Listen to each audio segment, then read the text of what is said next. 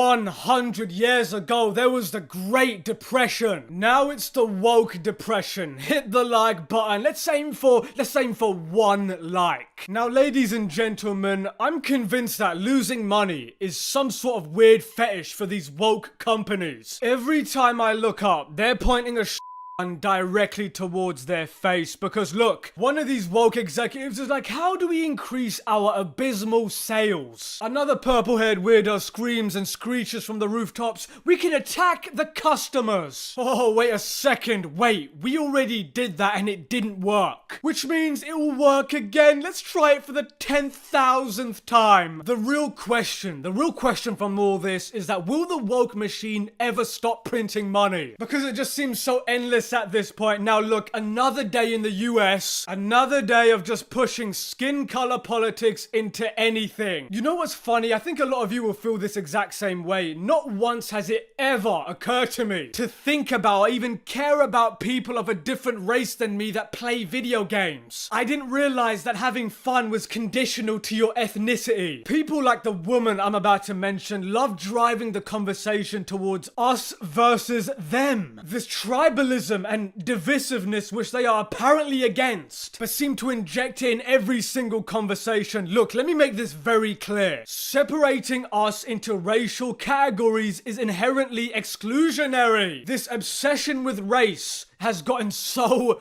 weird. But then again, I'm not like Xbox, who seemingly fights racism with racism. Imagine having the privilege to insult 90% of your customers and not be instantly fired. Welcome to the wonderful world of DEI, where people fail upwards. Imagine if the head of Tampax said that we don't need women. Yeah, you won't need your bank account either, because there'll be nothing in it. But then again, the whole company of Xbox needs to just throw in the towel. Their focus isn't on making good games. These morons destroyed Rare and Bethesda, and I'm sure that Activision will be soon to follow that very same road. So this whole thing is very ironic, because Xbox really isn't in the place to lose more customers. So what am I talking about? Well, the head of marketing for Xbox made the following banger tweet. Raise your hand if you're not a white man and you buy video games. No hate to white dudes, it's just another day in the gaming industry that minorities have to fight to prove they exist. Now, I read this tweet maybe 4 or 5 times just trying to understand where she's going with this. And what I understand is that Kelly over here was saying something intentionally inflammatory in a time where that the scene of gaming is already in a massive forest fire. Now, if this was just any random woke fart-sniffing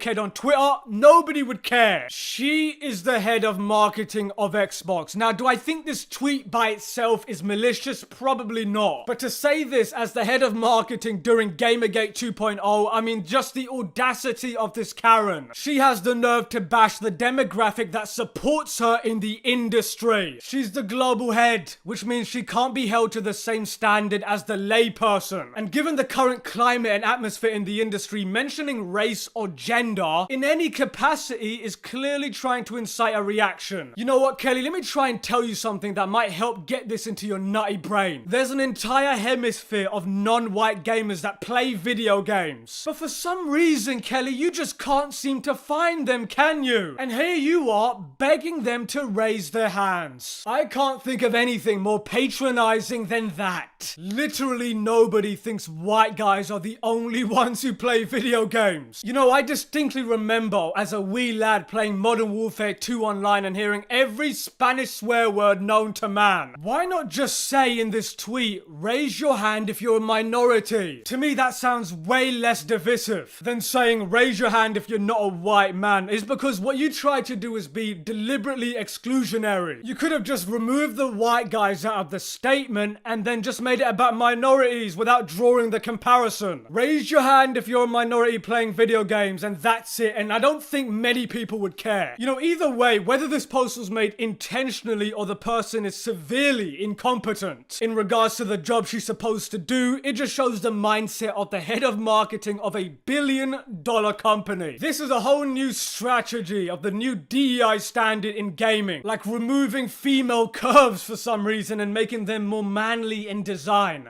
That one blows my mind, because their idea of empowering women is by giving them a male aesthetic. That literally makes no sense because you're ignoring that women are naturally more curvy. Anyway, what this tweet from this person does, it tells us two things. What the corporate priority is, which affects all the products they control, like games, for example. And number two, doing this weird woke virtue signaling on the basis of socio-political agendas. Nobody wants politics in their games. Now, whenever something happens like this, I always remind people, you vote with your money. If a company wants to vilify you because of your skin color, whatever skin color you are, then take your money elsewhere. You have no obligation to support people whose idea of exclusion is to take over an industry that they didn't build, and with open aggression towards people who play their video games. And on that bombshell, Mannix out.